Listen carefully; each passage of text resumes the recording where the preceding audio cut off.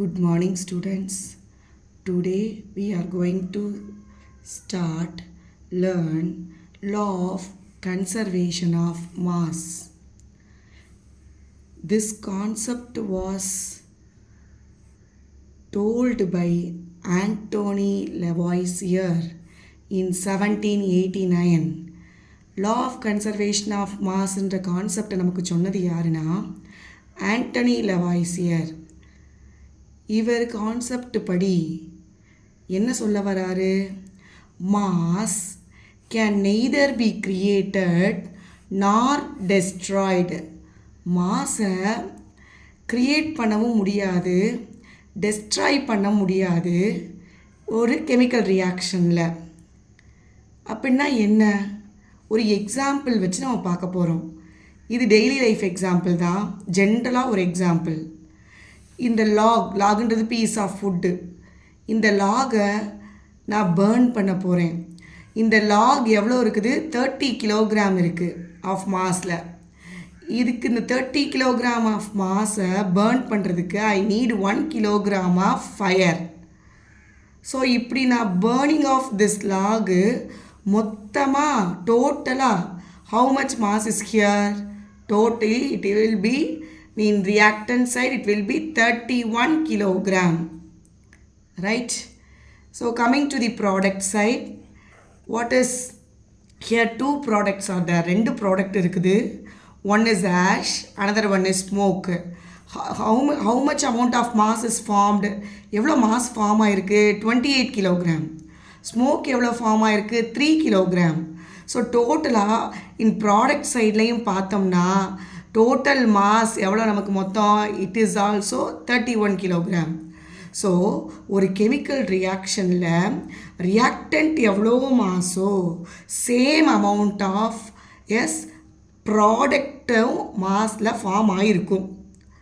That is mass of the reactant is always equal to mass of the reactant is always equal to mass of the product. So இதுதான், இதை பற்றி சொன்னவர் தான் இந்த ஆண்டோனி லெவாய்சியர் அப்படின்ற ஒரு சயின்டிஸ்ட். அது மட்டும் இல்லை, ஆண்டனி லெவாய்சியர் தான் ஃபாதர் ஆஃப் கெமிஸ்ட்ரி. கெமிஸ்ட்ரியோட ஃபாதர் யார் அப்படின்னா ஆண்டோனி லெவாய்சியர் தான். இவர் கம்பர்ஷன் ரியாக்ஷன்ஸ் பற்றி ஸ்டடி பண்ணியிருக்காரு. தென் த லா ஆஃப் கன்சர்வேஷன் மாஸை பற்றி சொல்லியிருக்காரு. ஸோ இவரை தான் நம்ம ஃபாதர் ஆஃப் கெமிஸ்ட்ரி அப்படின்னு சொல்லுவோம், ஆண்டோனி லெவாய்சியர். சரி, இப்போ கெமிக்கல் ரியாக்ஷனுக்குள்ள எப்படி இந்த லா ஆஃப் கன்சர்வேஷன் மாஸை நம்ம தெரிஞ்சுக்கிறது அப்படின்றத கம்பர்ஷன் ஆஃப் மீத்தேனை வச்சு I work out right.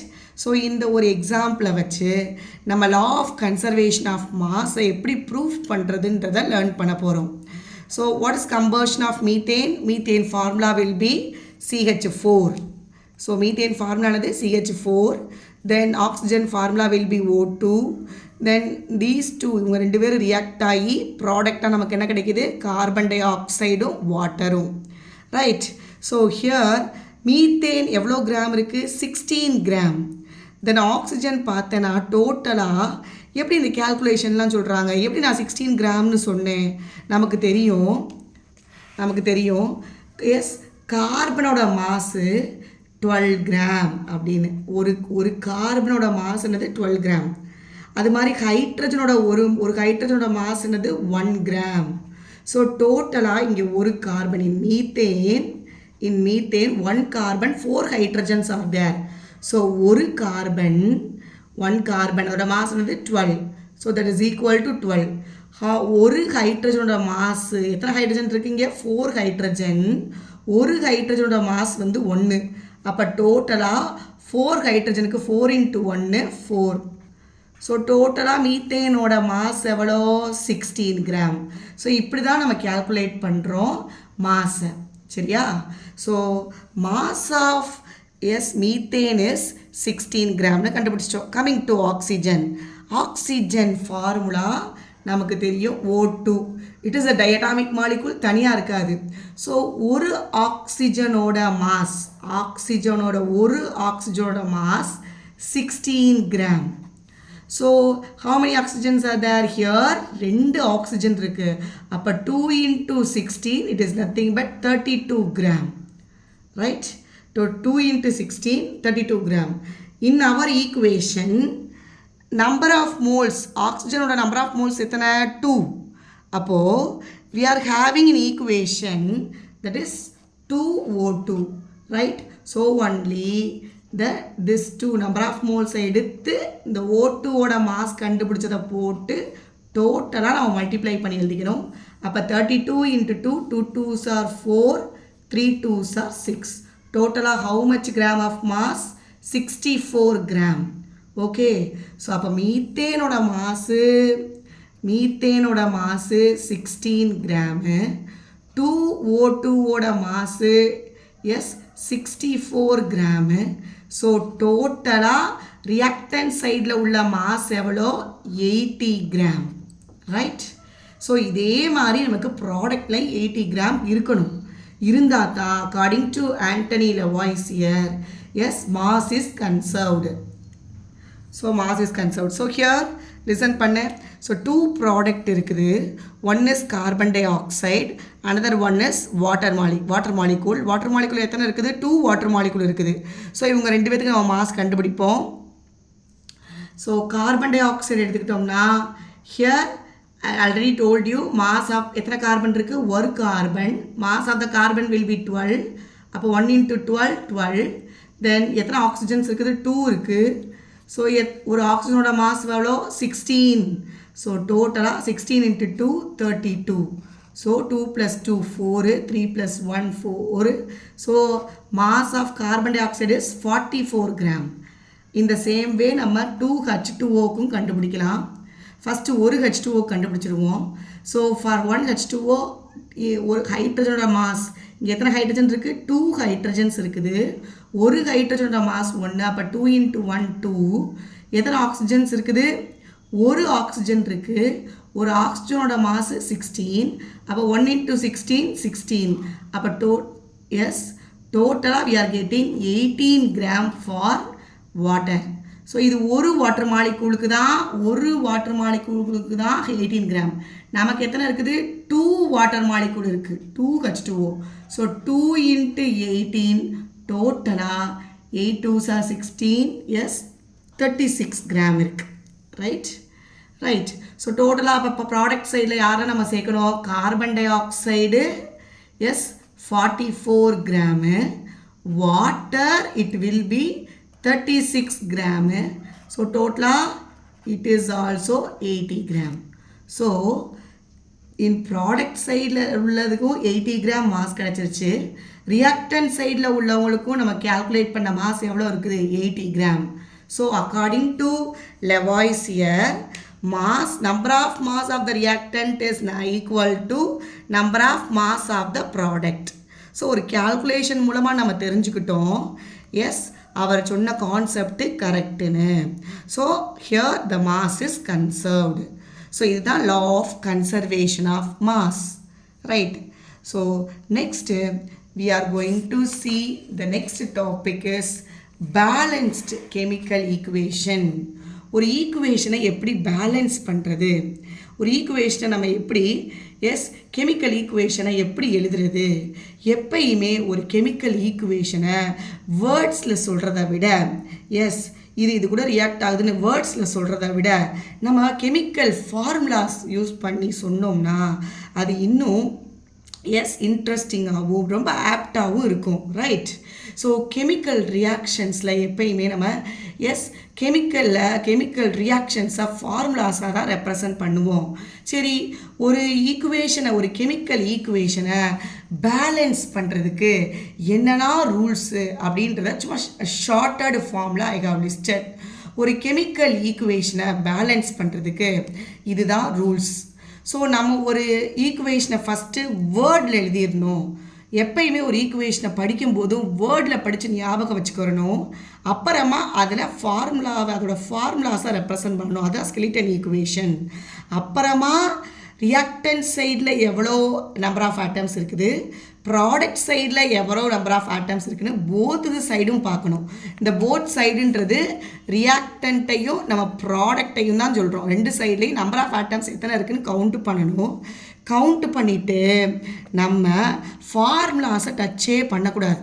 ஃபார்முலாஸை touch பண்ணாமல் அந்த ஃபார்முலாஸ்க்கு பிஃபோர் ஒரு ஹோல் நம்பரை போட்டு தான் நம்ம ஆட்டம்ஸை பேலன்ஸ் பண்ணணும்.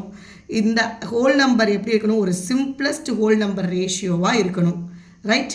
ஸோ இதுதான் நம்ம எப்படி ஒரு ஈக்குவேஷனை பேலன்ஸ் பண்ணுறோன்ற ஒரு ஷார்ட்டஸ்ட் வே. ரைட்?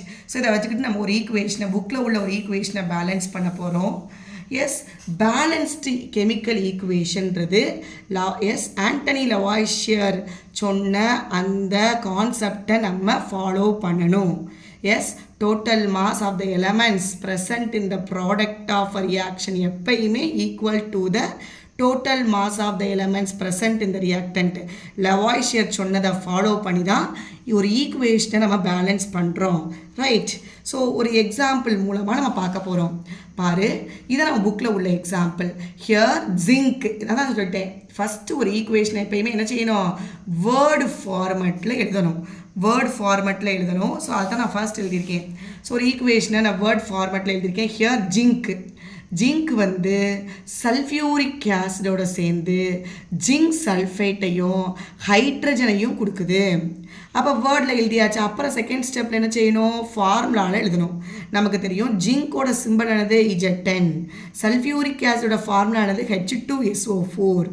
எஸ், இவங்க ரெண்டு பேரும் ரியாக்ட் ஆகி ஜிங்க் சல்ஃபேட். எஸ், எப்பயுமே நீ ஞாபகம் வச்சுக்கணும். ஜிங்க் சல்ஃபேட் எப்படி ஒரு ஆட்டத்தோட ப்ளஸ்ஸும் இன்னொரு ஆட்டத்தோட மைனஸும் தான் ஜாயின் பண்ணி ப்ராடக்ட் ஃபார்ம் ஆகும். அப்போ ஜிங்க் சல்ஃபேட்டோட சேர்ந்து ஜிங்க் சல்ஃபேட்டாக மாறும். ஹைட்ரஜன் கேஸ் வெளியில் போயிடும். ரைட்? ஸோ அப்போது ஒரு ஈக்குவேஷன் நம்ம என்ன செஞ்சிட்டோம்? வேர்ட் ஃபார்மேட்டை எழுதிட்டோம்.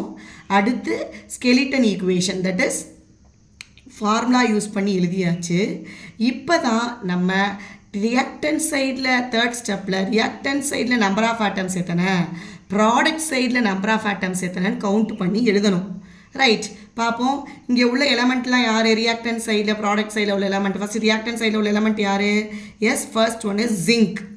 நெக்ஸ்ட்டு இங்கே உள்ள ஆட்டமில் ரெண்டு பக்கம் வேறு, இங்கேயும் ஜிங்க் இருக்குது, இங்கேயும் ஜிங்க் இருக்குது, எழுதியாச்சு. தென் சல்ஃபர் இருக்குது. எஸ், ஸோ இங்கேயும் சல்ஃபர் இருக்குது. முதல் ரியாக்டன்ட் ப்ராடக்ட் சைடில் உள்ள எலமெண்டெல்லாம் லிஸ்ட் அவுட் பண்ணிடணும். ஜிங்க்கு, சல்ஃபர் எழுதியாச்சு. ஹைட்ரஜன் எழுதியாச்சு. ஆக்சிஜன். ஸோ இதுதான் இங்கே ரியாக்டன்ட் சைட்லேயும் ப்ராடக்ட் சைட்லேயும் உள்ள நம்பர் ஆஃப் எலமெண்ட்ஸ். வேறு யார் எலமெண்ட்ஸ் இருக்காங்களா? இல்லை. ஸோ இங்கே உள்ள எலமெண்ட்ஸ் யாரெல்லாம்? Zinc, sulphur, hydrogen, oxygen. Right? So இதில் நம்பர் ஆஃப் ரியாக்டன்ட் சைடில் எத்தனை ஆட்டம் இருக்குது? ஜிங்க்கு. அது மாதிரி நம்பர் ஆஃப் ரியாக்ஷன் சைடில் இந்த ஜிங்க்கு, சல்ஃபர், ஹைட்ரஜன், ஆக்சிஜன்லாம் எவ்வளோ இருக்குன்னு நம்ம பார்க்கணும். ரியாக்டன்ட் சைடு எப்படி தெரிஞ்சுக்கிறது? நம்பர் ஆஃப் ஆட்டம்ஸை முன்னாடி பார்க்கணும். நம்பர் எதுவுமே இல்லை அப்படின்னா 1 இருக்கிற மாதிரி நம்ம அண்டர்ஸ்டாண்ட் பண்ணிக்கணும். சரியா? ஸோ அப்போ ஜிங்க் எவ்வளோ இருக்குது? 1. இங்கே அதே மாதிரி தான் ஜிங்க் எவ்வளோ இருக்குது? 1. தென் கம்மிங் டு சல்ஃபர் பார்த்தீங்கன்னா இங்கேயும் பார்த்தோன்னா முன்னாடி தான் பார்க்கணும். 1. அப்போது 1 ரியாக்டன்ட் சைடில். ப்ராடக்ட் சைட்லேயும் முன்னாடி பார்த்தோன்னா 1. நம்பர் எதுவும் இல்லைனா 1ன்னு ஞாபகம் வச்சுக்கணும். தென் ஹைட்ரஜன் பாரு எத்தனை இருக்கீங்க? 2 இருக்குது ரியாக்டன்ட் சைடில். ப்ராடக்ட் சைட்லேயும் 2 இருக்குது, போட்டாச்சு. Then coming to oxygen, reactant சைடில் 4, ப்ராடக்ட் சைட்லேயும் 4. இங்கே பார்த்தோம்னா அப்படின்னா ஜிங்க் ரியாக்டன்ட் சைட்லேயும் 1, ப்ராடக்ட் சைட்லேயும் 1, சல்ஃபர் ரியாக்டன்ட் சைட்லேயும் 1, ப்ராடக்ட் சைட்லேயும் 1, ஹைட்ரஜன் ரியாக்டன்ட் சைட்லேயும் 2, ப்ராடக்ட் சைட்லேயும் 2, ஆக்சிஜன் ரியாக்டன்ட் சைட்லேயும் 4, ப்ராடக்ட் சைட்லேயும் 4. அப்போ இந்த ஈக்குவேஷனை நம்ம பேலன்ஸ் பண்ணணும்னு தேவையில்லை. பிகாஸ் திஸ் ஈக்குவேஷன் ஆல்ரெடி எப்படி இருக்குது? பேலன்ஸ்டாக இருக்குது. சப்போஸ் ஒரே மாதிரி நம்பர் ஆஃப் ஆட்டம்ஸ் இல்லைன்னா நம்ம அங்கே ஒரு ஹோல் நம்பரை போட்டு, ஹோல் நம்பரை எங்கே போடணும்? ஃப்ரண்ட்டில் தான் போடணும். கீழே உள்ள இந்த ஃபார்முலாஸில் உள்ள நம்பரை எக்காரணம் கொண்டும் நம்ம எப்பயுமே சேஞ்ச் பண்ணவே கூடாது. ஃபார்முலாவில் கீழே உள்ள நம்பர்ஸை நம்ம சேஞ்ச் பண்ணக்கூடாது. நம்ம ஒரு ஈக்குவேஷனை பேலன்ஸ் பண்ணுறதுக்கு ஃப்ரண்ட் சைடில் தான் ஹோல் நம்பரை போட்டு பேலன்ஸ் பண்ணணுமோ, நம்ம கீழே உள்ள ஃபார்முலாஸில் உள்ள நம்பர்ஸை சேஞ்ச் பண்ணக்கூடாது. இதை ஞாபகம் வச்சுக்கணும். ஸோ இந்த ஈக்குவேஷன் ஆல்ரெடி பேலன்ஸ்டாக இருக்குது. This equation is balanced equation. Here ஏன் அப்படி சொல்கிறோம்? நம்பர் ஆஃப் ஆட்டம்ஸ் இங்கே ரியாக்டன்ட் சைடில் எத்தனை இருக்கோ அதே நம்பர் ஆஃப் ஆட்டம்ஸ் தான் ப்ராடக்ட் சைடில் இருக்குது. மாஸ் கண்டிப்பாக கன்சர்வ் ஆகிருக்கும் இப்படி இருந்தால். நீ வேணால் செக் அவுட் பண்ணிப்பார், மாஸை நான் கண்டுபிடிச்ச மாதிரி. சரியா? ரைட்.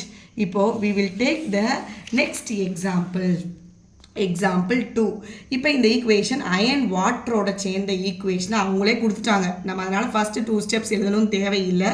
வேர்டு ஈக்குவேஷனோ இல்லாட்டி ஸ்கெலிட்டன் ஈக்குவேஷனோ தேவையில்லை. ஆல்ரெடி இது ஸ்கெலிட்டன் ஈக்குவேஷன் தான் இருக்குது. ஸோ நம்ம ஸ்டெப் 3 பார்க்க போகிறோம். எவ்வளோ நம்பர் ஆஃப் ஆட்டம்ஸ் இருக்குது, ரியாக்டன்ட் சைட்லையும் ப்ராடக்ட் சைட்லையும் எவ்வளோ நம்பர் ஆஃப் ஆட்டம்ஸ் இருக்குதுன்னு பார்ப்போம். இப்போ பார்ப்போம். First element. இங்கே என்ன எலமெண்டெல்லாம் இருக்குது? எலமெண்ட்டு. எஸ்.